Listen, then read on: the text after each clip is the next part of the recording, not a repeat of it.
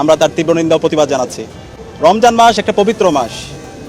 রমজান মাসে আমরা আশা করেছিলাম বাংলাদেশের ছাত্র সংগঠন, ছাত্রদল তারা দায়িত্বশীল আচরণ করবে।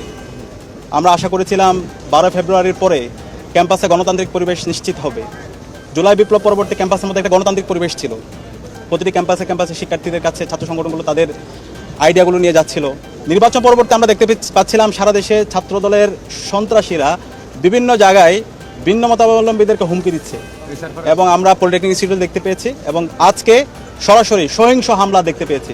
টেকনিকের প্রায় 16 জন শিক্ষার্থী মারাত্মকভাবে আহত হয়েছে। এখনও একজন শিক্ষার্থী সেন্সলেস অবস্থায় আছে এবং আরেকজন শিক্ষার্থী আপনারা কথা বলেছেন তার মাথা কীভাবে আঘাত করা হয়েছে আপনারা দেখেন। এভাবে অনেক শিক্ষার্থীদের উপর আঘাত হয়েছে। রুমে গিয়ে রামদা দিয়ে, দেশীয় অস্ত্র দিয়ে, হকি স্টিক দিয়ে, স্টাম্প দিয়ে নৃশংস কায়দায় রাতের অন্ধকারে হামলা করা হয়েছে এবং একজন শিক্ষার্থী রুমে গিয়ে একজন শিক্ষার্থী পাওয়া গেছে, সে হচ্ছে সনাতন ধর্ম।